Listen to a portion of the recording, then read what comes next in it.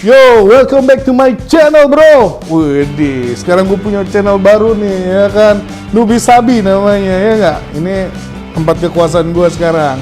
Jadi kalau lo mau ngeliat nonton Nubisabi, ntar berikutnya bakalan gue terus channel di sini. Apa-apaan lo, Len? Wah, yuk, selamat datang di podcast Nubisabi ini, host aslinya, guys. Kita semua yang mau jadi Sabi. Sama gua, Faisal Satif, gue di fotografer, komersial videografer, dan juga pilot drone. Wah, lo mentang-mentang shiftnya sampai 3 nih kalau weddingan, masa podcast gue juga mau lo ambil juga shiftnya. Gue kirain terus-terusan gue bakalan di sini. Makanya gue bilang gitu. Jangan dong, Len, bagi-bagi rezeki ke yang lain. Siap.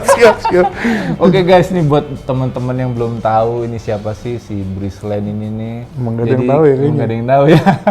Kita tuh temenan dulu pas kantor, terusnya kelaku enak, coba-coba. Gue cabut jadi wedding photographer, dia juga ikutan cabut tapi nggak jadi wedding photographer, tetap kerja kantoran sambil jadi wedding videographer. Nah, boleh Len nih ceritain sedikit nih ke teman-teman anak-anak PKL nih pada belum kenal lo kan ya. Terus nama lo apa beneran Brislen? Bisa ceritain sedikit nih ke teman-teman biar pada tahu. Dari sejarah nih, dari sejarah nama Brislen. Ini ngomongin sejarah nih kita ngomongin sejarah. Panjang kalau. Boleh. Ya, jadi nama gue Brislen sebelumnya. Gue perkenalkan dulu buat yang belum kenal semuanya. Halo anak PKL juga semua. Nama gue asli Brislen. Itu ngambil dari nama pesawat dulu. Nama pesawat British Airlines. Oh, dari British Airlines tuh, British guys. Airlines dari tahun 89 tuh bokap gue naik pesawat itu pas lagi nyokap hamil. Nah, terus jadi diambil lah itu nama, British Airlines bagus nih gitu. Bukan nama panggilan itu. Bukan ya, nama panggilan, asli. emang nama asli. Profesi lu apa sekarang nih? Profesi, ini profesi jujur ya profesi ya? Profesi yang anak-anak weddingan tahu lah. Profesi yang anak-anak weddingan. Kebetulan kita satu genre nih Kak, ya kan? Jadi fotografer, videografer, terus apa lagi? Drone pilot. Drone pilot, terus apa lagi lu? Terus apa lagi? Nyewa alat. Nyewain alat gue nggak. Gue cuman ada foto booth, live streaming. Oke, banyak gitu. ya. Jadi gue lebih komplit daripada Faisal sebenarnya. Jadi kalau butuh-butuh kabarin aja. Oke, boleh. Oke, banyak juga kerjaan. Masih kerja kantoran juga guys kemarin ya. Kemarin baru per Juli ini gue udah selesai. Akhirnya orang lain dapat rezeki ya. Gue lulus lah udah lulus ya. Gue dulu kenal lu juga, kita kan masih kerja kantoran kan. Nah, kita keluar tuh perusahaan beda 1 bulan nih kalau nggak salah ya. Nah, gue kerja lagi di kantor yang baru, lu ini kan jadi fotografer, jadi fotografer. Terus gue lihat kok hidupnya enak gitu, jalan-jalan mulu, keluar negeri gitu kan. Coba belajar gitu kan. Akhirnya pertama dulu gue belajar sama lu jauh waktu itu ya kita ya. Rumah gue di Bekasi. Iya, rumah lu di Pamulang. Gue di Pamulang. Kalau mau berangkat weddingan tuh udah nginep gitu ya. Iya. Udah nginep, gue kalau nggak jam 4 pagi gue udah jalan gitu ya. Nah itu awal-awal gue belajar sama lu tuh ya. Tuh makanya ini salah satu guru gue sebenarnya ini. Jadi gue lulusan Faisal Academy. Ya pokoknya banyak senior lain. Tapi itu berkah banget Pak. Jadi sampai sekarang itu ilmu dipakai sama gue dan gue sebarin lagi ke bawah. Jadi mantap. Jadi menurun terus gitu, mengalir terus pahalanya. Itu juga ilmu yang gue dapet kan juga dari para senior terdahulu tuh kayak almarhum Bung Ali Umar kan. Yang kita semua kagumi udah 1 kan. tahun dia kan hari ini. Oh iya, hari ini 1 tahun. Al-Fatihah buat semuanya.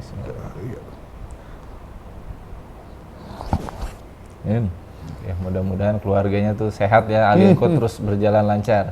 Oke Len, bisa diceritain gak nih awalnya lu jadi videografer tuh? Kayaknya pas lu satu kerjaan sama gue satu kantor, lu udah bisa video kayaknya tuh.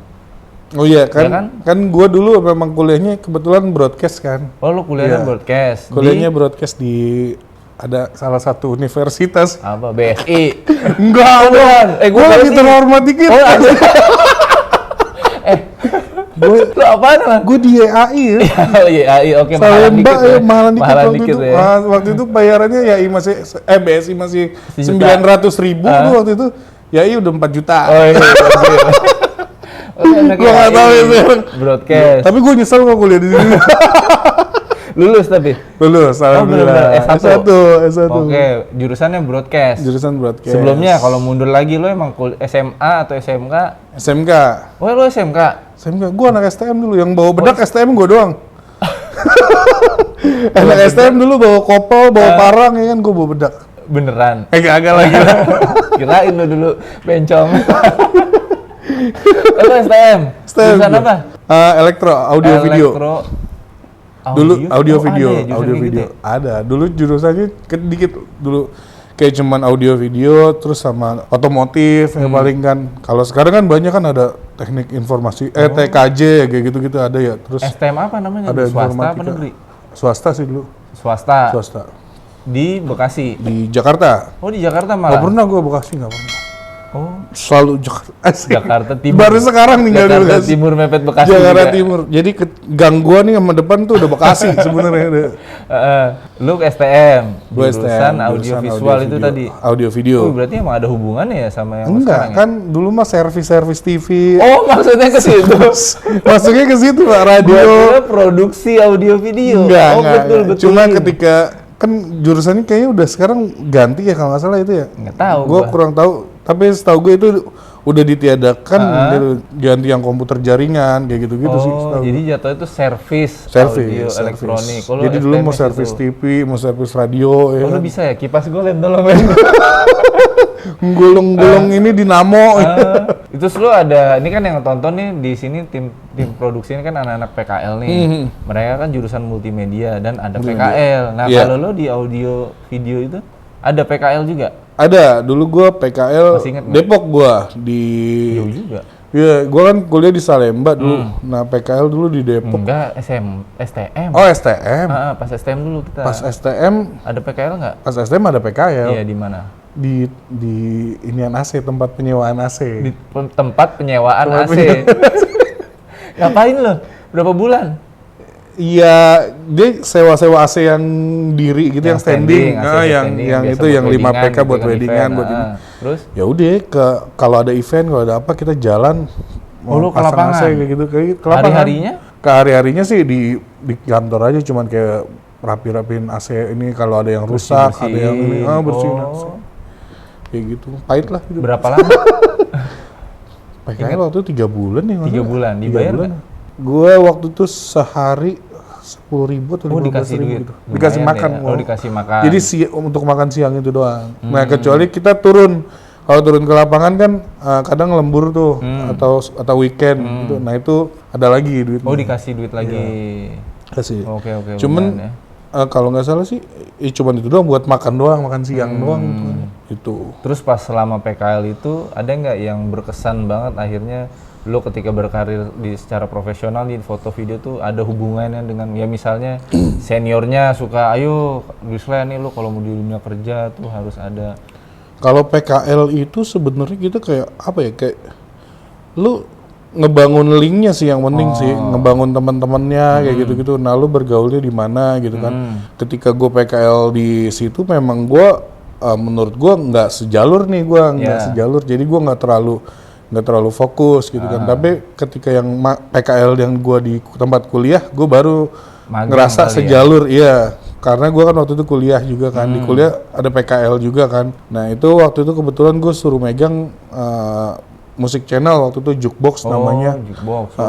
Nah, itu gue sampai disuruh MC juga, terus gue bilang ya udah gue ini juga. Jadi MC acara musik dulu. MC acara musik. Iya, MC acara musik gitu-gitu. Kan waktu itu acaranya di Depok sini kan di Detos ya. Iya.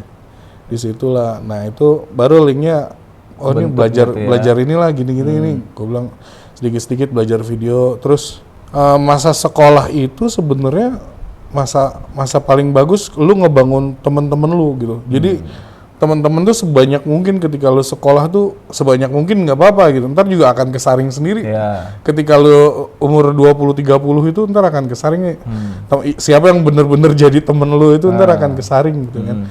Nah, makanya sekarang buat teman-teman yang PKL banyakin bergaul, banyakin kegiatan. Apalagi kalau PKL tuh kalau bisa malah tempat-tempatnya kalau menurut gue yang kayak gini gitu. Jadi yang bener-bener apa sih namanya, ngerintis gitu ibaratnya. Jangan lu kalau PKL di perusahaan besar, perusahaan misalkan taruhlah Samsung, taruhlah di apa namanya gitu.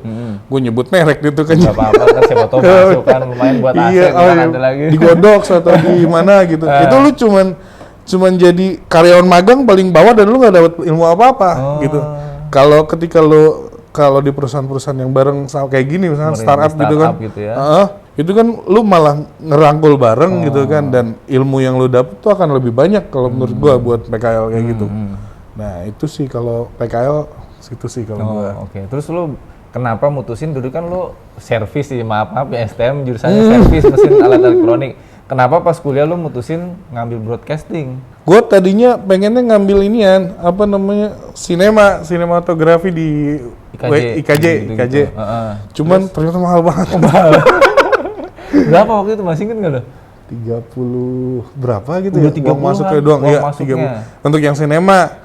Terus ada yang ya untuk fotografi apa ya kalau nggak salah ya itu lebih murah tuh 18 jutaan. Bedanya setengah kan. Kalau kan yang sinema kan yang ngajar waktu itu masih Riri Riza kayak gitu-gitu kan, pokok kelas-kelas yang iya yang bikin film-film Indonesia lah gitu kan. Nah waktu itu gue tertariknya ke situ. Terus akhirnya udah cari yang lain, kata dia yang agak ekonomis sedikit gitu kan.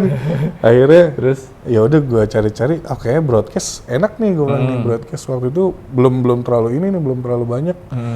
Ya udah broadcast deh, akhirnya carilah waktu itu, nyasar nih ke BSI, kok bayarannya murah, gue bilang kok 900.000.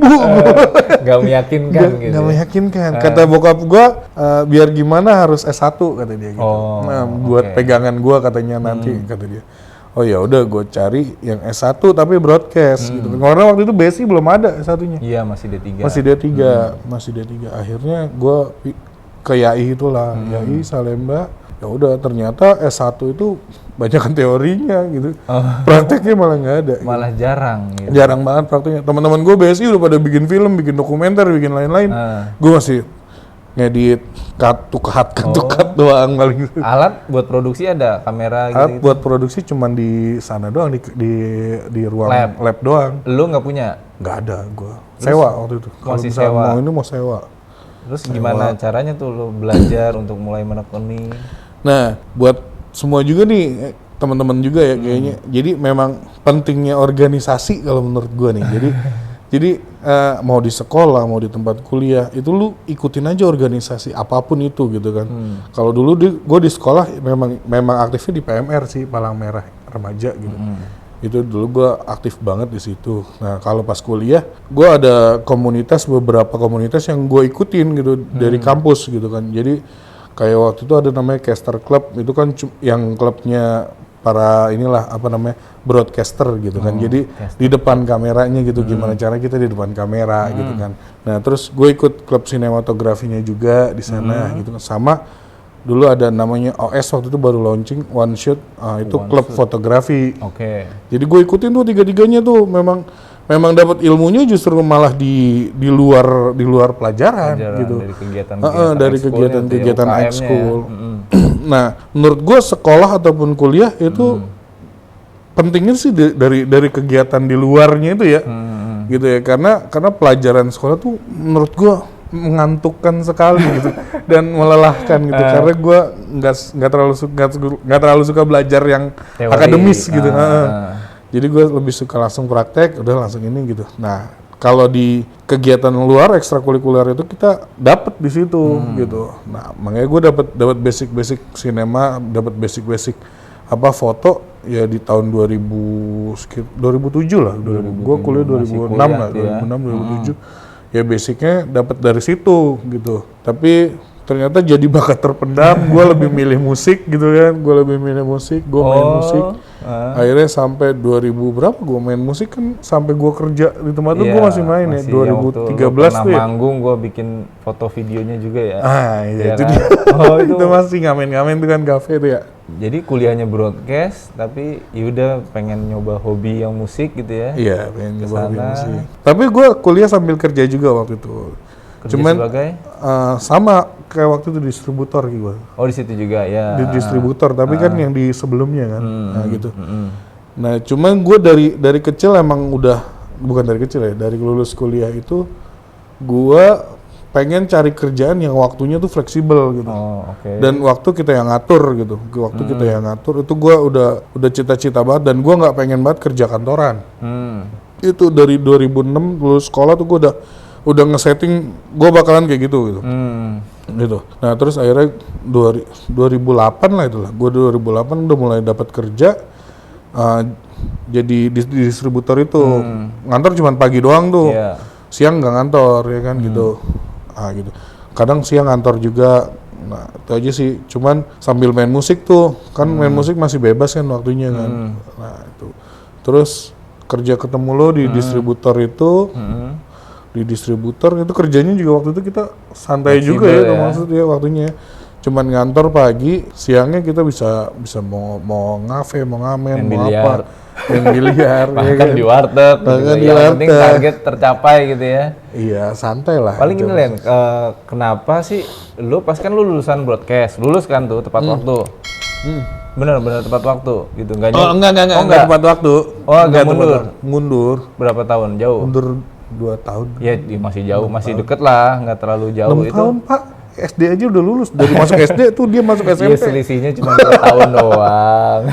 Itu kenapa lo memilih kerjanya ya kenapa di distributor yang nggak ada hubungannya sama ini? Sama kuliah broadcast, apa karena kepepet? Sebenarnya sih waktu itu sempet ngelamar, cuman kayak di Trans TV kayak gitu-gitu. Iya, kenapa nggak di Metro itu sebenarnya tempat ngelamar tapi nggak masuk, memang nggak masuk. Terus udah mulai susah tuh. Udah banyak waktu itu kan, udah banyak yang masuk. Terus pas gue lihat temen gue yang kerja di situ, kok capek banget, gue bilang nih.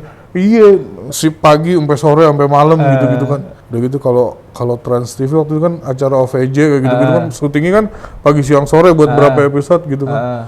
Wah, itu gue bilang capek banget nih, gue bilang kerjanya nih, gue bilang kayak bukan tempat gue nih, gue bilang gitu kan. Ya udah akhirnya pas ada tawaran distributor lagi gue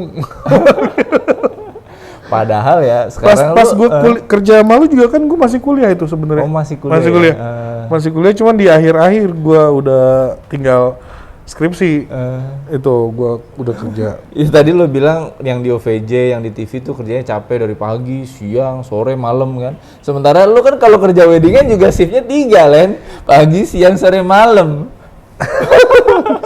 Tapi enggak ngejalanin. Nah, sesuai passion aja kan. Sesuai cuan juga ya. Sesuai cuan juga kan yang penting.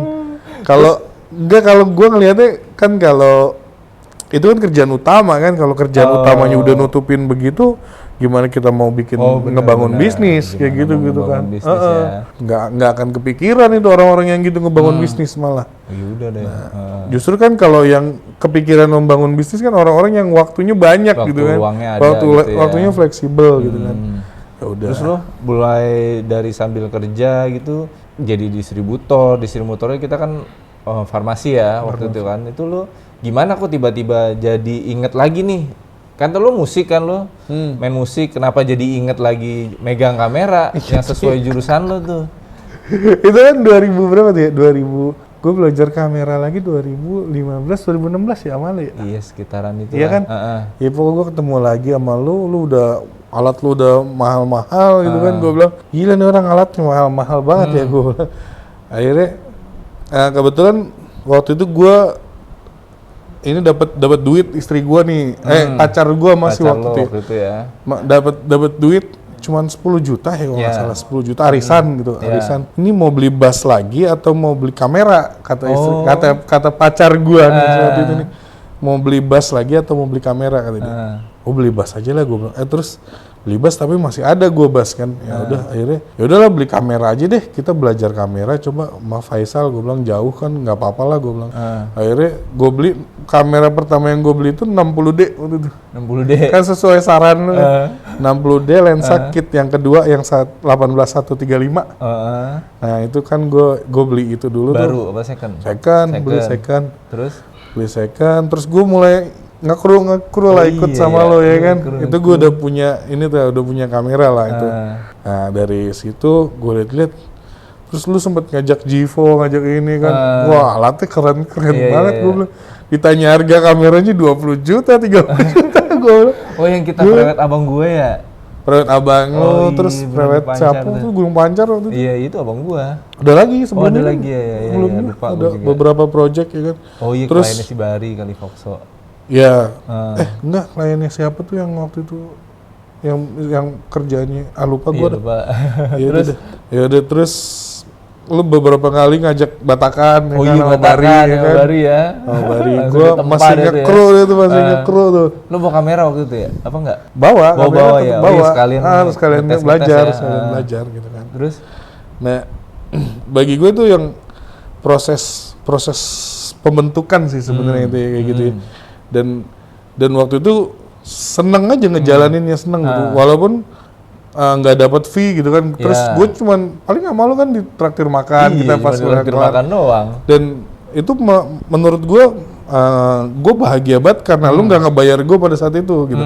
Jadi gue mikir gitu, kalau lu bayar gue saat itu mungkin gue akan keenakan, udah gue gini aja gitu.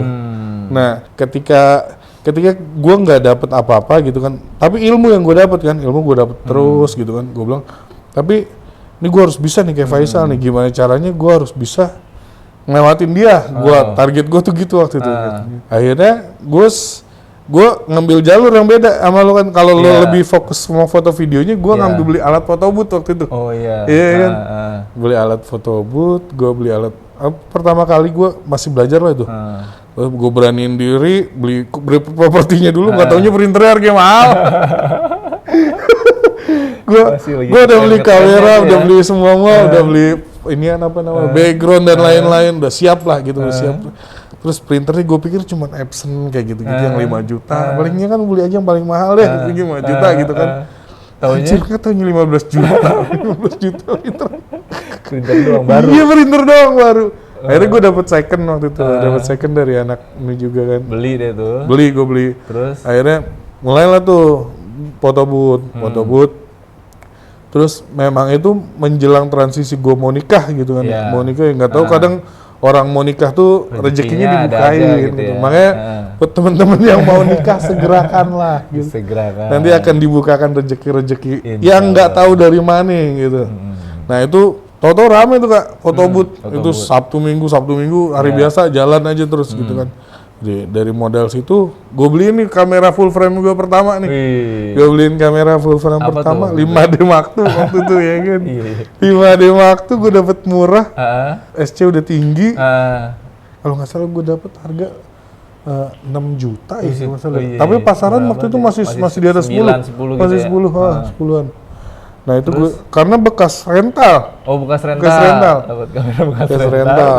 Terus udah tuh gue dengan bangganya akhirnya gue punya kamera full frame gitu ya. Terus ternyata lensa gue nggak ada yang muat. Karena ternyata lensanya APS-C. Beda ini frame ya. Gue cek harga lensa, anjir mahal juga nih lensa full frame. Gila. Akhirnya gue cuman punya gocap yang zaman dulu yang belum STM tuh yang 518. Udah gue nggak apa-apa pakai itu dulu. Terus gue beli lensa 2470 gue ini. Akhirnya dari duit foto booth itu tuh yang awal-awal tuh sampai bisa merit sampai ini semua dari di situ. Terus lama-kelamaan ya udah upgrade sama bantuan lu juga kan pakai Faisal ini finance dulu ada. Bisa berapa kali bayar gitu. Berapa kali bayar ya, yang penting itu lensa laku gitu. Yang penting lensa laku. Terus gue sempet kamera udah 72 waktu itu ya. Sempet gue kan kehilangan juga kan sekali tuh titik balik gue juga. Yang ibarat gue pakai waktu itu A72 masih 19 jutaan. Terus 2470 Sony, gue beli sama lu berapa? 10 ya 12 gitu. Terus sama 1635 yang white itu yang f4 sama lensa gocap. Pokok total 50 juta ada tuh ya. Itu satu tas hilang. Gue langsung anjir satu tas hilang 50 juta, gue ditegur nih, gue bilang nih ada yang kurang dari gue. Ya udah introspeksi, terus nggak tahu dari mana untungnya gue punya istri yang saat itu ternyata dia nabung gitu kan, selama ini dia nabung gitu. Alhamdulillah ini ada duitnya pakai, ya udah pakai, gue beli kamera lagi A73. Udah dari situ ngalir terus jadwal gue nggak berhenti, malah Sabtu Minggu terus gitu. Sampai kena bisa 3 shift dulu kan waktu itu. 2 kali gue kena 3 shift. Mungkin agak aneh orang ngedengarnya gimana caranya 3 shift gimana, gitu. Lan? Lu juga penasaran kan? Iya. Tolong dikasih tahu caranya. 3 dikali sekian kan, wow, gila, udah kayak gaji orang kerja sebulan ya. Oh iya, UMR Pak udah. Freelance lagi itu kan. Apalagi sama edit, ya kan? Kalau sama edit udah gede aja deh lumayan gitu kan. Nah Len, gimana sih caranya lu bisa sampai dapat 3 shift gitu? Kan pusing ngaturnya tuh. Iya, nah 3 shift. Sebenarnya 3 shift itu memang butuh waktu yang pas, timingnya juga. Ya. Timingnya juga mesti pas gitu kan, kebetulan aja emang pas gitu. Jadi waktu itu gue sempat gue kalau kan gue sekarang ini kan sering kayak ngedidik anak baru belajar lagi gitu. Walaupun dia baru lulus sekolah atau kuliah atau gimana, seneng juga kayak lu kayak gini kan belajar sharing gitu, ke mereka ya. Nah gue sih lebih ngajarin mereka ngedit gitu. Terus kalau pas ketika hari H turun itu memang kadang-kadang gue sisihin budget gitu dari budget gue sendiri buat kira-kira siapa nih yang perlu gue ajak nih, siapa yang perlu gue ajak belajar gitu kan gitu. Nah udah akhirnya gue ajak lah kayak gitu-gitu. Nah jadi sebenarnya bisa dibilang buat kagebusin gue. Kagebusin. Jadi gue meninggalkan kagebusin di mana-mana. Oh, ngerti. Jadi waktu itu sih memang kan acara cuma sampai jam 12 gitu kan, kebetulan kan yang pagi. Yang pagi acara sampai jam 12, terus gue ada lagi pengajian waktu itu. Pengajian startnya juga jam 1, jam 2 gitu. Nah, itu di jam 3, jam 3 udah selesai katanya, asar tuh udah selesai Mas. Gitu. Iya. Akhirnya kebetulan kan klien sendiri tuh yang itu kan yang pengajian. Yang pengajian sama yang sore itu klien sendiri gitu kan. Jadi masih aman lah gitu. Terus akhirnya gue yang pagi itu kan freelance tuh. Pagi gue freelance. Jam 12, jam setengah 1 tuh gue cabut gitu kan.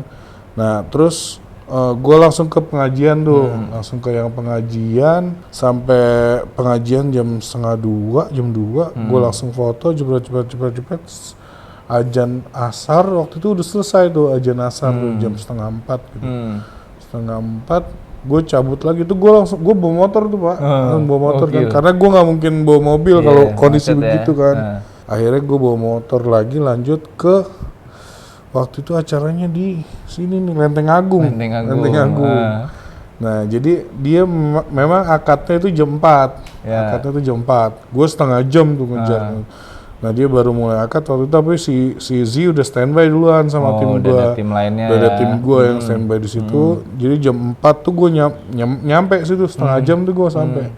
Dan baru mau mulai gitu, belum jadi terima gitu preparation dan lain-lain gue masih bisa ngambil terus sampai malamnya gitu kan, sampai malam. Jadi ya memang gue buktiin kalau itu bisa gitu, 3 shift gitu kan. Iya. Terus yang sempat sekali lagi tuh pernah waktu itu gue shift pagi wedding gitu kan. Terus acara ultah anak-anak tuh waktu itu, acara ultah sampai jam sore doang, jam 5 udah selesai gitu. Nah terus ada temen gue resepsi doang nih, mau nggak nih kata dia. Iya resepsi doang nih kata dia, jam 7 standby kata dia gitu. Lah kan kekejar ya jam 5 selesai jam 7. Ya udah ayo, gue bilang gue bisa standby jam 7, gue bilang ya udah pas jam 7. Oh, ya. Resepsi doang benar-benar gue bilang. Mantap ya. Ya kalau dibilang dalam sehari UMR kekejar ya kekejar gitu Pak. UMR sekarang berapa sih? 4. Iya sekitar 4-an gitu ya. Kekejar lah. Sehari gitu kan. Makanya buat yang mau jadi freelancer ya jangan takut kekurangan lah. Iya intinya juga jangan malas juga kan. Jangan malas. Iya kalau malas kan nggak mungkin capek gue udah pagi gini banget. Iya. Tapi kalau orang bilang ih ngoyo banget nyari duit, ya lu kalau kagak ngoyo ya udah. Ya tergantung kebutuhannya juga. Tergantung gitu kebutuhan. Kan. Kalau emang kayaknya gue perlu nih, ada perlu apa nih, dijalanin gitu kan ya. Iya. Tapi sekarang ini sih gue udah agak tua berasa. Oke. Jadi Sudah mulai berasa shift, tua lah apalagi ya. berasa full day nih gue nih. Aduh. Full day Chinese nih gitu. Aduh. Apalagi kan ini ada adat Batak. Aduh. Aduh. Ntar dulu deh. Cari yang pinggang saya Pak. Udah Ternyata semakin menggemuknya badan tuh semakin itu. ngaruh ke ini juga ke eksistensi badan harian gitu. Sekarang usia udah berapa sih? Nah, 3 berapa? 32. Padahal baru 32, Len. Enggak, beberapa hari lagi 33. Oh gitu. Iya loh Pak, berasa Iya, Pak. berasa. Ini saya baru mulai olahraga lagi. Jadi Mulai olahraga. setelah tahu badan saya kok begini gitu. Terus perkembangannya nih yang tadinya lo sebagai freelancer yang shiftnya banyak sampai sering 2 shift gitu kan. Nah, kalau 2 shift sih memang sering kan, kalau 2 shift mah gampang gitu, semua juga bisa. Terus perkembangannya gimana nih sekarang lo? Apa lo masih sebagai freelancer atau ngembangin vendor sendiri? Kalau saat ini gue sebenarnya memang gue dari dulu sebenarnya udah bikin vendor udah lama gitu ya. Cuman gue merahasiakan vendor gue gitu. Merahasiakan vendor gue dalam artian karena gue dengar cerita teman-teman kita nih gitu, teman-teman kita sekeliling kita ketika bikin vendor kerjaannya habis gitu. Nggak jadwalnya berkurang. Jadwalnya berkurang. Nggak tahu karena si vendor itu yang ngasih jadwal ngerasa lu jadi ini gue nih rival gue gitu-gitu kan apa ini gue. Nah akhirnya dari teman-teman gue yang curhat gitu kan, gue bikin vendor malah jadi nggak makan dan jadi ini jual-jual alat gitu kan. Ya udah akhirnya gue merahasiakan vendor gue jadinya gitu. Jadi vendor gue jalan ya tapi nggak dibilang jalan juga nggak terlalu jalan banget ya, paling sebulan 1 masih cuma gitu. Sedikit lah gitu.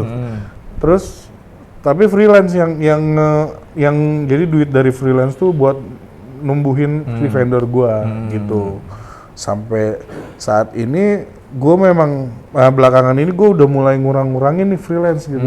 Jadi gua freelance yang nggak ngoyo banget. Kalau dulu kan jadwal kosong nih gitu.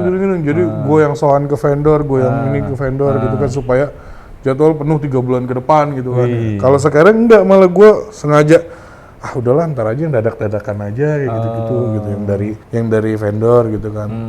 Ya udah yang dadakan aja karena gue takut ada klien sendirinya gitu. Karena kan keseringan gini, ketika kita dapat klien sendiri yang turun orang lain gitu kan, sering banget kan gitu kan. Kita punya klien sendiri, kita pengen ini, cuma karena kita udah terikat jadwal sama vendor, jadi kan nggak mungkin kita cancel dong. Secara etika tanggung jawabnya kita kan nggak mungkin lah gitu. Jadi ya udah kita cari freelancer gitu atau enggak tim yang jalan kayak gitu. Makanya belakangan ini gue agak ngurangin yang jadwalnya jauh-jauh gitu apalagi mau ngasih 2 bulan 3 bulan gitu. Yang deket-deket aja deh. Yang deket-deket aja dulu deh gitu. Sebulan lah sebulan gitu ya. Makanya sebulan juga nggak terlalu full banget saat ini gitu. Masih ada yang kosong-kosong gitu, tapi udah ntar juga ada lah gitu. Iya, gue takut itu aja sih. Vendor sendirinya terabaikan lama-lama gitu. Terus lo explore-nya gimana nih buat di vendor lo sendiri, ngelihat persaingan sekarang kan nih lumayan ketat nih. Hasil ya 11-12. Harga juga lumayan, grafisnya agak turun gitu kan.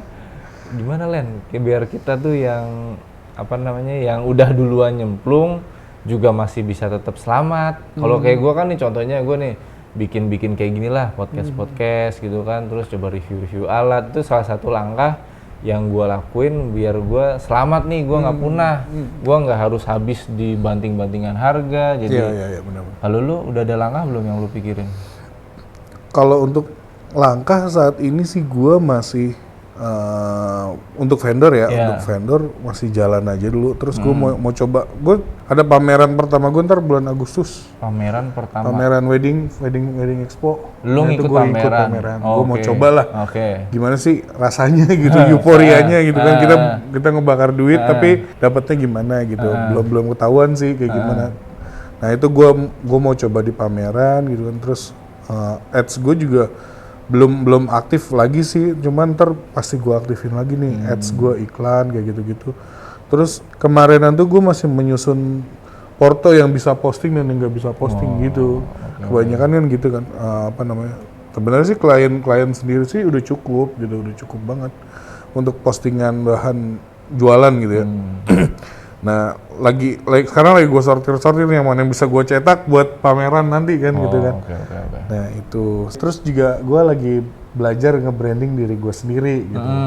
Jadi kalau sebelumnya kan gue cuman freelance aja gitu kan, yang penting udahlah. Nah ternyata penting juga jadi kayak lo kayak gini, lo punya settingan kayak gini gitu kan. Nah itu gimana caranya kita nge-branding diri kita sendiri nih. Gue nih sebagai apa sih, gue nih siapa sih gitu kan. Nah gue juga pengen kayak gitu. Ujungnya sih gue pengen endorse sih sebenarnya, endorse. Arahnya tuh gue pengen ganti-ganti kamera tapi tanpa izin istri gitu. Iya kan? Bisa kan kita kan? Bisa banget, makanya gue pengen kayak gitu sebenarnya. Ya udah tinggal endorse aja kan gitu kan, nih dapat kamera ini, dapat kamera itu ya kan. Gue mau belajar di situ sih, di poin itu gitu kan. Nah sambil gue fokus ke jualan si produk gue gitu, vendor gue.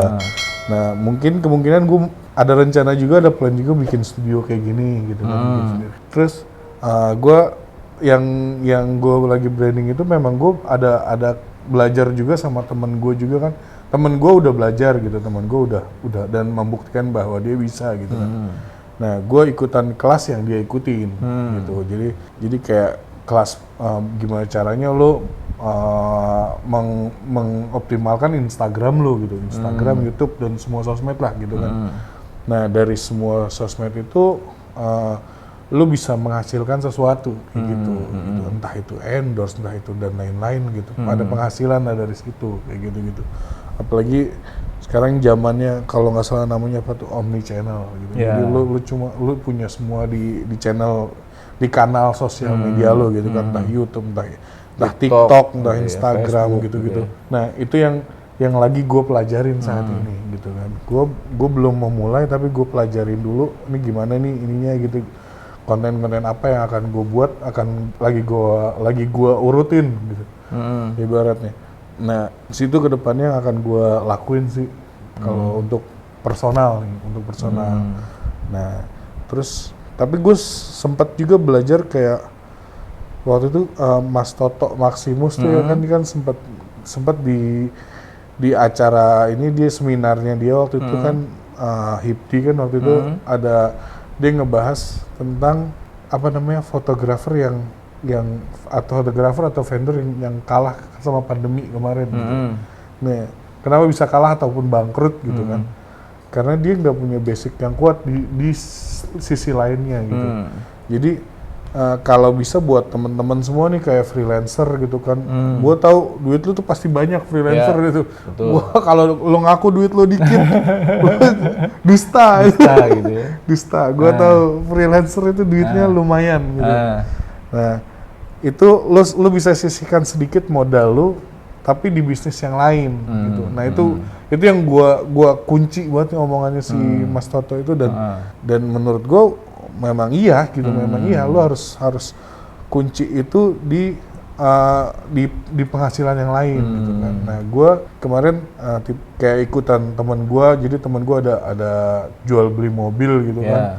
Gue sebutin aja Garasi Galaksi, ada IG-nya ya kan. Ya, nanti akan tayang di sini iklannya. Nah, jadi gue kayak nitip aja gitu, ke temen gue itu beberapa mobil nih gue titip gitu kan. Ntar sistemnya bagi hasil kayak gitu. Jadi seandainya gue gagal di satu ini gitu, di vendor kayak ada pandemi lagi tuh ya, ada pandemi lagi, wedding terhenti, kita nggak ada kerjaan sama sekali kan waktu itu. Ya udah masih ada yang bisa gue andelin lagi gitu. Nah itu sih yang poin yang dari Mas Toto yang gue kunci, dan menurut gue memang bener nih gitu, harus kita lakuin gitu. Apalagi buat freelancer semua ya kayak gitu ya. Mau dia punya vendor, mau nggak punya vendor, lu harus ada satu lah yang di luar wedding gitu. Jadi ketika wedding mati ada backupnya gitu ya. Ada situ. Oke. Terus tadi kan lo cerita lo lagi membranding diri lo kan, lagi belajar membranding. Kira-kira kendalanya apa nih Len yang harus lo taklukin gitu ya? Ketika lo udah belajar nih, tahu ilmunya, tapi kira-kira kendalanya apa sih buat memulai itu? Kendalanya sebenarnya memulai doang sih. Memulainya. Kendala terbesar adalah memulai. Untuk melangkahnya gitu ya. Melangkah. Nah, sebenarnya gue lagi nentuin nih konten apa sih yang cocok nih buat seorang Bridgeland gitu kan. Buat gue nih konten apa sih, gue mau ngajarin foto tapi masih banyak yang lebih keren fotonya, gue pikir gitu ya. Kalau kita kalau kita berbicara sama otak kita yang jahat nih, yang selalu underestimate nih, selalu ada alasan. Mau belajar video, Huset Alansu videonya bagus. Nah video kita kan santai gitu kan. Nah terus belajar drone juga masih banyak, ada Summit, ada siapa gitu kan yang drone-nya udah muter-muter gitu kan. Ya kayak gitu. Makanya tapi gue memang ngincernya tuh nggak ke segmen freelancer sih sebenarnya, tapi segmen awam. Lebih ke segmen awam. Orang-orang gitu. awam. Orang-orang awam yang butuh gimana sih cara pakai kamera gitu. Gimana sih caranya ngasilin foto bagus deh gitu. Gimana caranya ngasilin foto tapi bisa dapat duit atau ngasilin jadiin video bisa jadi duit. Nah, kemungkinan kontennya ke arah situ gitu. Masih gue godok lagi sih, gue pikirkan lagi.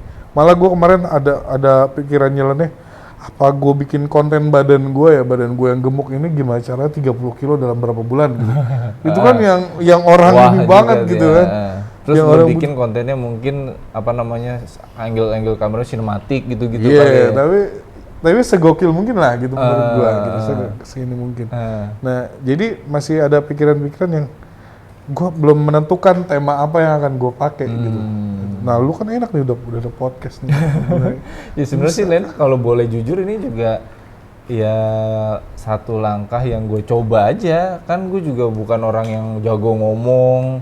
Kalau lu kan kerjaan lu mendukung untuk berbicara kan sama dokter-dokter, sama itu kan lu mau nggak mau jadi apalagi marketing, ngebujuk orang kan supaya mau kan. Nah, ini gue juga ya belajar aja deh gimana caranya gue belajar ngomong. Makanya kalau teman-teman yang nontonin ini dari awal tuh pasti cara ngomong gue tuh beda. Ini sekarang gue mulai belajar pakai tangan. Kalau dulunya cuman diem kaku begini, mungkin mukanya aneh gitu kan. Sekarang gue karena gue nge-review dari video-videonya, oh muka gue tuh harus tetap senyum-senyum, harus tetap enak dilihatnya di kamera. Karena kan kita biasa di belakang kamera kan ya. Iya betul. Kita muka lagi anyep, apalagi kita kemarin tuh pas pandemi ini sebenarnya enak juga buat kita Len. Kita muka ketutupan masker. Mau kita nguap, mau kita ngupil juga nggak kelihatan gitu kan. Iya benar. Nah itu cuma setelah masker ini lepas, kita harus sebisa mungkin ya lebih enak lagi mukanya dilihat kayak gitu. Tuh. Jadi sih ya keren sih Len, lu udah belajar kayak gitu, lu mau mulai melangkah. Saran gue ya belajarnya langsung nyemplung aja deh tuh, lu udah berani, udah punya basicnya sedikit, nyemplung aja ya. Kalau emang lu kan manusia, kita kan manusia yang punya akal pikiran, pasti langsung berenang. Hebat aja lah, proses lah. Gue juga mudah-mudahan ini sih juga apa namanya ya berlanjut. Iya buat gue tuh makanya gue berani ngomong kayak gini, gue bikin kayak gini. Bahkan nih kenapa gue bikin studio di samping rumah gue, supaya setiap gue keluar rumah tuh gue ngeliat wah ada studio nih, masa gue nggak berkarya apa-apa gitu kan. Makanya juga nih klien gue jujur Len ya, kalau untuk secara vendor tuh belum terlalu banyak lah. Tapi anak PKL banyak banget, bahkan waktu itu sampai 7 orang. Mereka tuh kerjanya ya udahlah dengerin bapak-bapak curhat. Dengerin kita curhat. Iya, dengerin bapak-bapak curhat terus ngobrol apa namanya bikin karya yang sebisa mungkin gitu kan. Tapi ya karena itu gue memaksa diri gue tuh kepepet. Gitu. Jadi ya mau nggak mau kan gue bergerak dengan adanya ini, gue membranding bahwa sekarang gue punya podcast di grup-grup WhatsApp, gue sharing mulu. Mau nggak mau kan kalau gue berhenti kan yang ngetawain gue kan pasti bakal banyak tuh. Nah itu gue bikin tekanan ke diri gue supaya gue tetap ngelakuin ini, tetap konsisten. Kuncinya sih ya itulah the power of kepepet sih itu. Sebenarnya emang konsisten juga sih Kak. Semua apapun yang kita lakukan kalau konsisten sebenarnya bisa pasti. Apa sih kan yang nggak bisa itu kan semuanya kan bisa dipelajari asal konsisten. Sama kayak main di YouTube ini juga kalau kita konsisten juga pasti ada aja lah. Ada aja ya. Ntar salah satu video yang nyentil aja FYP tiba-tiba ya udah sisanya ngangkat gitu kan. Iya benar. Tuh. Nah Len, kan kita berdua nih apa namanya ya terjun lah di komunitas yang sama kurang lebih ya. Itu kira-kira seberapa pengaruhnya sih buat kita yang sebagai seorang freelancer tuh komunitas tuh seberapa penting sih menurut lo? Nah, kalau menurut gue nih secara pribadi itu dimanapun komunitas itu penting. Gitu. Komunitas itu penting banget, apalagi terutama dalam karir gue ya Dalam karir gue pertama kali gue masuk ke dulu komunitas fotografi ini kan ini kan masih Bang Ali, ada Bang Ali juga kan waktu itu kan nama saya almarhum kan. Nah waktu itu gue diajak sama beliau gitu kan. Bukan diajak sih waktu itu, gue sebenarnya masih masuk biasa. Terus gue memang orangnya kan seneng aktif gitu ya, seneng aktif berkomunitas dari dulu gitu kan. Dari dulu gue seneng kuliah gitu zaman kan. sekolah, kuliah gue memang seneng gitu kan. Dan gue ngajuin diri gitu kan, ngajuin diri kayak misalkan lagi butuh pengurus lagi ini gitu-gitu. Ya bang, gue bantu gitu supaya guanya juga bisa berkembang lagi gitu kan, berkembang lagi karena satu sisi gue baru mulai belajar gitu kan, terus gimana caranya gue dapat ilmu yang banyak gitu. Ya udah, salah satu cara tuh berkomunitas gitu. Makanya komunitas tuh penting banget terutama dalam karir gue pribadi ya gitu ya. Gue bisa sampai jadi kayak sekarang, sampai 3 shift gitu. Kalau menurut gue tanpa bantuan komunitas itu nggak mungkin gitu kan. Mereka pada lempar-lemparan job dari situ. Nah, lempar-lemparan kerjaan, lempar-lemparan ilmu tuh sebenarnya kayak kalau lu ikutin kelas, ikutin apa kan mahal bayar. Kalau di komunitas tuh, kalau menurut kata teman-teman gue tuh kayak lu traktir gue ngopi aja di pinggir jalan udah jadi keluar ilmunya gitu maksud gue. Lu bayar gue kopi Starling aja dah gitu. Kita nongkrong riungan di pinggir jalan. Itu jadi ilmu menurut gue kayak gitu. Nah, makanya penting banget. Waktu itu gue juga kan belum serame ini. Makanya pas gue ketika Bang Ali iniin gue dan minta gue terutama megang Instagram waktu itu ya. Gue jadi admin. Mau nggak nih jadi admin gitu. Ya udah bang, mau, gue bilang. Gue akhirnya dibantuin sama beberapa teman gue yang jadi admin di Instagram itu kan. Nah terus gue juga sempet ini juga kalau dari Bang Ali itu ibaratnya benefit gitu kan, dari benefit gitu kan. Nah, lu kan udah bantuin grup nih, lu udah bantuin komunitas ini nih. Ya udah, lu boleh ada di semua grup gitu. Jadi kayak benefit yang dikasih Bang Ali itu memang berasa gitu ketika kita ada di semua grup, memang ngelihat, mantau gitu kan, nih grup ini gimana, grup Jakarta gimana gitu kan. Jadi gue tahu gitu kan. Terus ketika nongkrong gue lebih random gitu kan, mau Tangerang nongkrong, mau Jakarta nongkrong, gue bisa ngikut gitu kan, gue bisa ini gitu kan. Itu sebenarnya dari benefit itu sih sebenarnya kita bantuin dulu, kita effort dulu, kita capek dulu, kita dapat benefit itu. Ya udah, itu kita manfaatkan gitu dengan cara ya bergaul semuanya gitu kan. Makanya gue ada di grup Depok juga ya kan. Ya gue main juga, memang anak-anak Depok juga teman-teman gue juga gitu kan. Ilmunya tuh jauh banget sih Kak menurut gue. Dapat di situ tuh parah deh. Apalagi pas masih ada almarhum ya. Kan almarhum senang banget berbagi ilmu tuh ya kan. Waktu terakhir tuh gue yang live streaming tuh kayak berasa banget. Gue kan dari nggak tahu sama sekali live streaming kan. Sampai punya jasa live streaming gue. Gokil Iya, itu dia. Makanya cuman kemarin kan mulainya belakangan dari teman-teman duluan kan. Kalau teman-teman banyak yang duluan nih.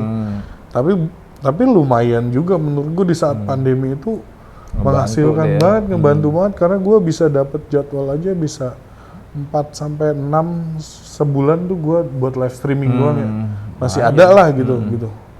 Walaupun sekarang udah rada sepi nih, paling sebulan 1, sebulan 2. Iya, karena sekarang offline juga udah banyak. Offline udah banyak, live streaming juga. Gue cuman sekedar jualan ke teman-teman yang vendor aja, ya gitu, biar mereka bisa jual lagi kalau gue gitu. Selain itu mungkin komunitas juga ngebantu kita ketika kita ada masalah ya. Ada kendala, misalnya memori nggak sengaja ke format lah. Waduh. Kan kita tinggal tanya gitu kan, nih gimana caranya, solusinya, kira-kira teman-teman yang berpengalaman kayak gitu. Gue pernah tuh Kak, waktu itu kesalahan gue sih pribadi waktu itu. Gue cuman lupa, gue bawa gimbal. Gue bawa gimbal nggak lupa bawa ininya. Plate ininya kalau gue kan masih yang pakai masih mengikat kameranya gitu kan. Itu ketinggalan tuh. Gue lagi video di Tangerang. Nah terus gimana nih, akhirnya gue lempar ke grup Tangerang nih kan, sampai dianterin gitu. Maksud gue dianterin gitu, bang nih bang, dan dia kenal gue gitu, maksudnya dia, bang Brisland nih gitu dia, udah kenal gue.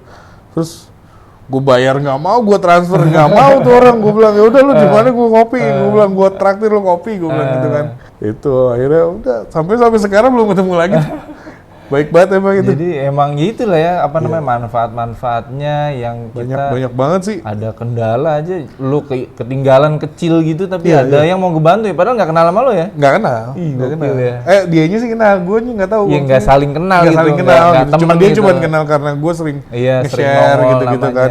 Sering Makanya ini, mungkin temen-temen nih yang punya grup WhatsApp atau komunitas apa Telegram apapun gitu, itu sih muncul sebenarnya. ya, harus rajin muncul juga namanya kali Iya, ya. Jangan rajin cuma muncul. silent reader doang. Nungguin kerjaan. Iya, jangan nungguin kerjaan juga, tapi juga ya interaksi lah, nanya apa kayak atau komen apa gitu Iya, kan. iya, minimal ada Supaya orang jadi nge-share tahu foto gitu kan ya. nge-share Sayang foto juga. atau apa gitu, misalnya kita saling tukeran ilmu Ya, aja di situ. sayang kalau nggak dikenal kan, kita udah gabung di grup WhatsApp, Iya, tapi minimal kan tahu namanya, tahu IG-nya gitu-gitu kan. Nggak harus ketemu juga gitu kan. Ya nggak harus ketemu. Ya kayak gue nih jarang ketemu kan sebenarnya. Gue Tapi rame orang di grup udah WhatsApp pada doang. tahu kan lu rame Nah sendiri. itu karena gue di grup WhatsApp, strategi gue adalah ya gue bacot aja deh, gue lempar-lempar aja deh, mau orang ngomong apa juga. Ya yang penting niat gue ya nge-branding gue, marketingin diri gue supaya orang tetap kenal gue, intinya Iya, sih betul. itu. Nah itu dia kan balik lagi ke branding. Nah kan, iya maksudnya. bener, balik lagi Ketika ke lu branding.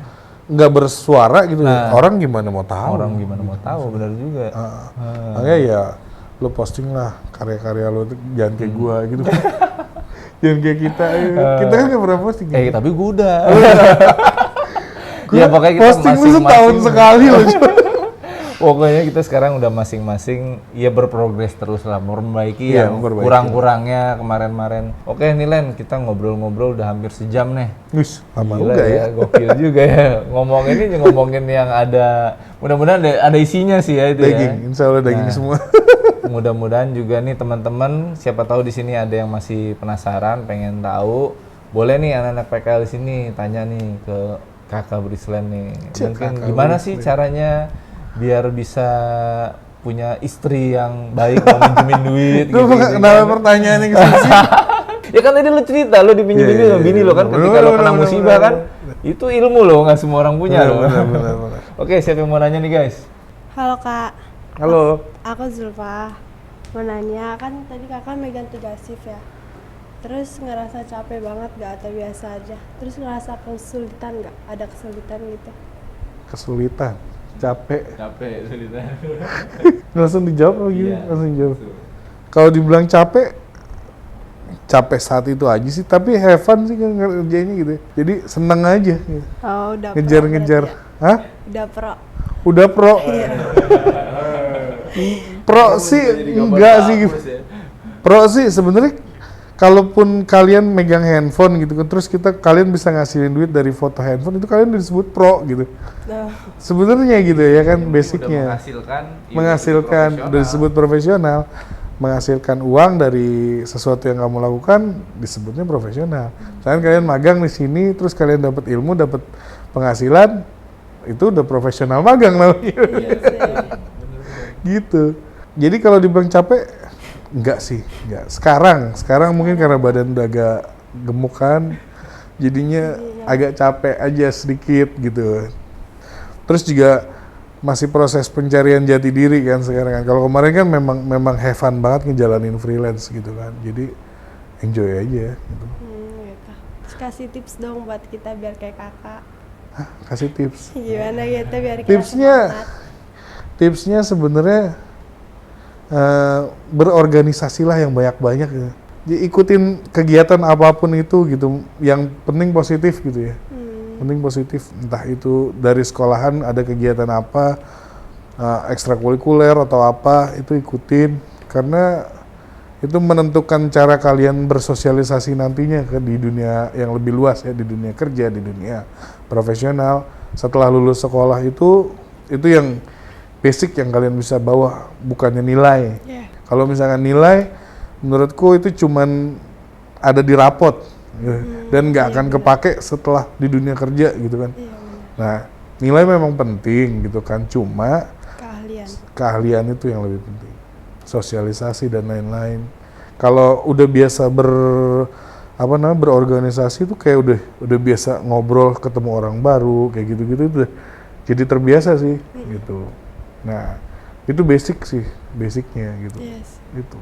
Ya itu aja sih pertanyaan aku. Makasih, Makasih ya Zulfa ya. Ya. Halo Kak, Halo. nama aku Andin. Andi. Aku mau tanya, kan aku lihat di Instagram kakak nih kayak ada foto weddingan pasangan, tapi kayak ada cahaya-cahaya gitu, kayak gini nih. Yang mana ya? Fotonya di sini ada di atas. Ini loh. Oh. Ini gimana ya Kak? Ini emang dari sana atau diedit? Oh itu double exposure namanya. Exposure. Double exposure. Double. Exposure. Berarti Jadi, semuanya sama. itu juga double exposure. Itu juga double exposure. Susah Jadi nggak sih Kak?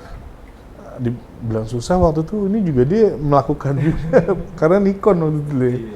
Waktu itu sempet tahun berapa ya kayak itu ya 2018 ya itu booming banget yang foto-foto tren foto begitu. Jadi si Staycron ya waktu itu ya, Staycron ya kelasnya sampai gue ikutin juga tuh kelasnya Staycron. Terus belajarnya ya dari komunitas juga. Sebelum ikut kelas itu belajar dari komunitas, nanya sama Oyon, nanya ini kan dia waktu itu udah ini juga kan. Ini gimana sih settingan kameranya gimana sih? Ah udah terus dapat ilmunya, praktekin sendiri. Mau salah mau bener praktekin dulu. Ntar lama-lama bener sendiri.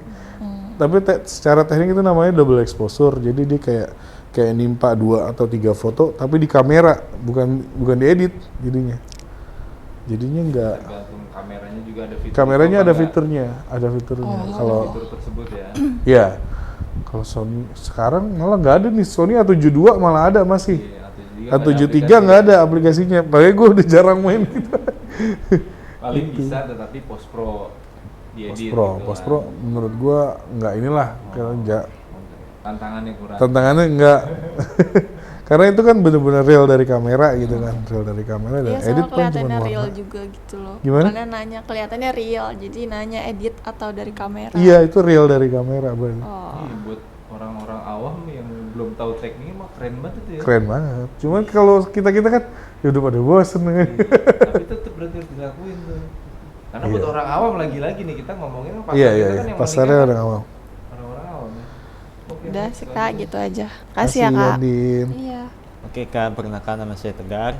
Jadi di sini yang mau saya tanyain itu, tadi kan kayak yang Kak Faisal bilang juga, sehari bisa ngerjain 3 shift itu kan ya. Nah, itu kok bisa bener-bener langsung yakin ngambil 3-3-nya hari itu, dan kan kalau yang lain satu aja deh gitu atau 2 gitu kan. Ini apa yang membuat Kakak yakin ngambil 3-3-nya di hari itu gitu? Gimana itu Kak? Jawabannya adalah karena gue rakus. Enggak. IBU gitu. Enggak, karena menurutku itu bisa dikerjain gitu dan waktu itu memang belum ada yang ngerjain gitu. Iya, belum ada yang sampai ke 3 shift gitu kan. Rata-rata orang paling 2 shift gitu kan. Iya. Gue bilang ini bisa nih gue bilang nih dengan jadwal yang segitu gue udah setting memang kan. Dan gue bawa kru gitu kalau misalkan ada apa-apa kru gue tinggal gue jalan duluan kayak gitu. Jadi gue udah settingan bawa kru kayak gitu. Tapi ternyata aman gitu di 3 tempat itu aman gitu. Aman semua, yang satu ditinggal. Malah jaraknya itu satu di Taman Mini ya. Satu di Taman Mini yang pagi jam 12 gue cabut. Jadi dia tuh memang udah beres-beres jam 12 gitu. Terus pengajian gue di Pacuan Kuda gitu. Pacuan Kuda, Rawamangun, Pulau Mas. Kan dari situ ke situ aja udah lumayan gitu kalau naik motor ya. Terus yang ketiga itu di sini balik lagi ke mana? Lenteng Agung. Itu gue bilang. Dan itu menurut gue mungkin gitu naik motor. Ya sat nyampe gitu kan. Terus gue hari itu gue posting gitu, maksudnya 3 karya dari acara pagi, acara siang sama acara malam itu gue ada nih postingannya gitu. Jadi gue bener-bener real hari itu juga, sore malam itu juga gue post nih 3-3-nya nih. Berarti bisa 3 shift gitu. Gitu, kayak gitu sih. Nggak harus di Naruto. Lagi bunyi. Kage musim Gitu. nggak. Iya. Oke, segitu aja sih. Terima kasih Kak. Iya, sama-sama. Halo Kak, nama saya Zidan. Halo. Saya mau nanya, selama jadi freelance tuh penghasilannya berapa gitu dihitung dalam sebulan Beneran gitu? ditanya? Dalam sebulan tuh dapat berapa gitu kisarannya? Dalam sebulan. estimasiin aja ya. Ya. Estimasiin ya. Misalkan seandainya kita pahitnya 1 juta sampai 1,5 satu acara gitu kan. Berarti kan kalau misalkan weekend ada 2 aja, itu udah 2 juta lah taruh ya kan, 2 juta. Terus kalau misalkan ada 8 dalam 1 minggu, 1 bulan, berarti kan 8 juta. Itu minimal, kayak gitu. Nah, gue pernah mentok di angka, jadi gue kadang-kadang, dulu rajin banget ngeiniin keuangan gitu kan. Jadi gue hari ini freelance sini, gue catatin di Excel gitu kan, sampai setahun gitu, sampai berapa tahun gue ini. Gue dulu rajin, sekarang lagi males nih. Dulu rekor gue sampai 60 juta. 60 juta 1 bulan. 1 bulan, 60 juta.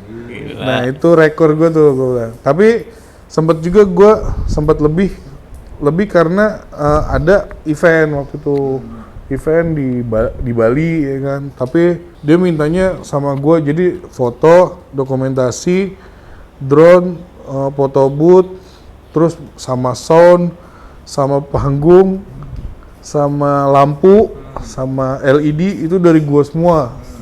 Sama dekor cuma dekor gebyok ininya doang tuh sama gua. Itu iya karena kan dari Bali kan, dari kantor gua. Jadi dari kantor gua. Nah itu keuntungannya aja 60 juta sendiri dari situ gitu. Jadi lumayan lah. Itu baru sekali ini doang. Itu Desember 2019 sebelum pandemi. Itu. Jadi dokumentasi multimedia tuh ya duitnya insya Allah cukup banget menurut gua. Makanya kan tadi gua bilang kalau lo freelancer lo ngaku nggak punya duit, menurut gua lo ngibul sih gitu. Atau enggak lo kurang pergaulan men, asli. Karena dunia freelancer tuh luas banget ya. Lo freelance foto, mau video, mau IO, mau apapun itu luas banget gitu kan. Dan lu harus jajakin itu pergaulannya, semuanya pergaulan. Intinya sih di pergaulan sih semakin banyak lu temen kenal, pasti kan semakin banyak yang ngajak lu gitu. Gitu sih kalau gua. Makanya daripada jadi karyawan kantoran ya kan, gaji UMR, freelance lebih baik. Oke, itu aja Kak. Ngajarin orang yang enggak nih Kak. Oke, itu aja Kak. Terima UMR kasih. DKI minta naik lagi, minta jadi 8 juta, samain sama freelancer gitu. Itu coba closing tuh kasihan. Oh iya. Oh iya, apa lagi? Udah itu aja, terima kasih Kak. Hah? Serius itu Iya, aja? udah itu aja. Tadi lu ada lagi kayaknya. Enggak, udah itu aja. Oke, terima kasih. Assalamualaikum warahmatullahi wabarakatuh. Waalaikumsalam warahmatullahi wabarakatuh. Perkenalkan, aku Amar. Gue udah mirip PKL banget ya. Udah. Masih muda lu banget lu. Mirip lah ya. Tapi lu bisa ngayar kita berdua. Tapi lo bisa jadi bos kita ya. Enggak. Nih Bang, gue pengen nanya. Kan Bang Britton kan udah freelance dari umur berapa Bang? Dari umur berapa? Enggak, 2016 gue baru belajar Bang. Oh 2016. Berarti udah dari 2016. Kepikiran gak sih Bang nanti di umur 50, di umur 60 gitu nanti apakah jenjang karir lo bahkan di freelance terus, apakah nanti bakal gimana gitu? Ih, cakep nih pertanyaannya nih. Gila, Ya. keren banget. Keren banget. Sekian, jawab dulu kali. Kalau dari gua sih memang gua nggak mau di freelance terus gitu. Makanya sebenarnya umur ideal untuk freelance itu dia dari 20 sampai 40 itu lu udah ideal banget tuh buat kalau lo mau ngumpulin duit di freelance, kumpulin lah. Dulang uang sebanyak-banyaknya anak muda. Ya. Nah, habis itu lu dirikan satu perusahaan yang lu buat lu bersandar di situ gitu kan. Nah, dan kalau perlu jangan satu gitu. Kalau misalkan uang lu cukup, lu bikin 2 dengan beda karakter gitu. Kayak yang tadi gue bilang kan, misalkan satu foto satu di otomotif gitu kan. Itu kan beda kan gitu kan. Lu cari usaha yang mungkin memang usaha awalnya harus lu fokus dulu gitu, fokus dulu satu udah jadi mateng, baru lu diriin satunya lagi, kayak gitu sih. Dan gua umur 50 mau ngapain? Mau santai gua. Jawabannya gua nggak mau kerja gitu. 50 gimana caranya uang bekerja buat gua kayak gitu. Nah prosesnya gimana? Ya dari sekarang sampai ke umur 50 itu loh yang nanti akan jadi proses kayak gitu. Dan target gue sama yang lu pasti pengen gitu. Di 50 ya udah kita main sama anak, main sama ini, ngapain lagi kita ya? Nggak usah podcast lagi. Kalau nggak podcast buat cari endorse. Gitu sih kalau gua. Thank you Bang Bridgeland ya. Karena ada juga teman-teman kita yang udah umur di angka 40 gitu, udah mulai kesulitannya adalah ketemu yang muda-muda gitu. Jadi misalkan gue udah berumur 40, karya gue pasti biasanya anak-anak umur 40 tuh karyanya stuck. Gue bukannya ini ya, tapi ada temen gue yang masih tetap belajar, ada juga, banyak juga tuh anak umur si Om Budi ya kan. Umur udah 43 tapi dia masih mainnya sama anak muda mulu ya kan. Nah tapi rata-rata temen gue yang udah umur segitu, dia akan stuck di karyanya dia gitu kan. Gitu, kalau kata Bang Ali dulu, belajarnya setahun, pengulangannya 10 tahun gitu kalau di foto kata dia. Jadi dia belajar 1 tahun, sisanya tuh pengulangan sampai tua gitu kan. Nah, ketika bersaing sama anak yang umur 20 tahun baru lulus sekolah, baru lulus kuliah, itu kan idenya kreatif, terus mau gerak, mau apa, dan harganya biasanya bersaing gitu kan sama anak-anak yang berumur gini kan.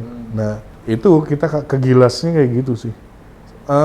Gue umur 32, 33 sekarang aja, gue udah merasakan gitu. Maksud gue pendatang baru nih yang kayak kalian ini kan calon-calon masa depan yang datang nih, karyanya keren, harganya di bawah gue gitu kan. Yaudah, gue nggak bisa bilang apa-apa ya. Kalau gue diem, ya gue kegilas sama mereka gitu. Intinya kita bikin sesuatu yang baru lagi, atau enggak tetap belajar. Gitu, umur berapapun belajar. Oke, thank you Bang Bridgeland. Oke Len, mungkin tadi gue pengen nambahin sedikit ya. Tadi kan lo bilang nanti di umur 50 pengen udah gitu kan, pengen nggak ngapain bikin gini. Kalau gue sih pengennya justru di masa tua gue nanti lebih tua lagi. Sekarang sih udah tua juga. Itu tua ya, Bapak ya.